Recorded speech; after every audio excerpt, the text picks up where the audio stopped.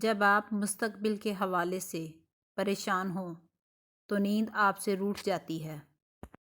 نیند عبادت گزار شخص کی عبادت میں رکاوٹ بنتی ہے اور گنہگار شخص کو گناہ سے روکتی ہے۔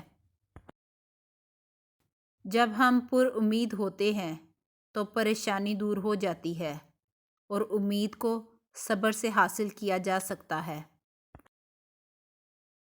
ہمیشہ وہ کام کرے جس میں آپ کی خوشی اور اللہ کی رضا شامل ہو۔ پانی حد سے بڑھ جائے تو طوفان بن جاتا ہے اور اگر انسان حد سے بڑھ جائے تو شیطان بن جاتا ہے۔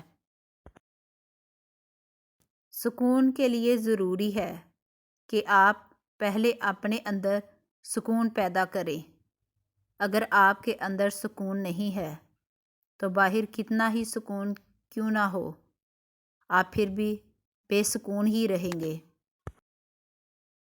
انسان اپنے اخلاق اور رویے سے ہی عظیم بنتا ہے، اونچا عہدہ حاصل کرنے سے نہیں، کیونکہ کوا کتنا ہی اونچا کیوں نہ اڑ لے وہ کبھی عقاب نہیں بن سکتا۔ ہمت ہارنا ناکامی کی طرف پہلا قدم ہے، لہٰذا اپنی ہمت ہمیشہ برقرار رکھیں۔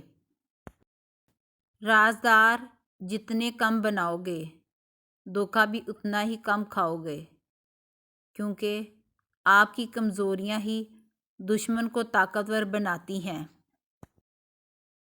جب انسان اپنے نفس اور خواہشات کا غلام بن جائے تو وہ کسی جانور سے کم نہیں ہوتا۔ جس کو علم ہو جائے کہ اللہ بڑے غور سے سنتا ہے تو پھر وہ اپنی کہانی کسی اور کو نہیں سناتا۔ اللہ پاک ایسا وقت بہت جلد لائے گا کہ جب تم اپنی آنکھوں سے اپنے لیے معجزے ہوتے دیکھو گے۔ بعض لوگ اپنی ابتدائی عمر زندگی کے آخری حصے کو خوشگوار بنانے میں لگا دیتے ہیں۔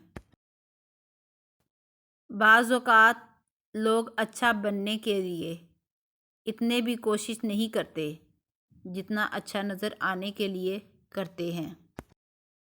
نصیب کیسا بھی ہو، اگر نماز اور قرآن سے مدد لے کر اللہ سے جو بھی مانگو ضرور ملتا ہے۔ اچھے لوگوں کا تمہاری زندگی میں آنا تمہاری قسمت ہوتی ہے اور ان کو سنبھال کر رکھنا تمہارا ہنر۔ بدتمیزی کا تعلق تعلیم سے نہیں بلکہ تربیت سے ہوتا ہے۔ ہر عبادت کرنے والا شخص نیک نہیں ہوتا، اگر نیت بری ہو تو عمل بھی نیک نہیں رہتا۔ اگر صرف عبادت سے انسان کا اللہ سے تعلق مضبوط ہو سکتا تو انسان پر دوسرے فرائض عائد نہ کیے جاتے۔ اگر اللہ کن کہہ دے تو صرف ایک ہی بیج سے ہزاروں درخت اگ آئیں گے۔ جب انسان ڈوب رہا ہو تو اللہ سے مدد مانگتا ہے اور جب مشکل سے نکل آئے تو اپنی خوبیوں کے گن گاتا ہے۔ اگر مساجد میں دینی تعلیم دی جا رہی ہے لیکن لوگوں کی زندگی پر اس کا کوئی مثبت اثر نہیں ہو رہا تو ایسی تعلیم پر غور کرنے کی ضرورت ہے۔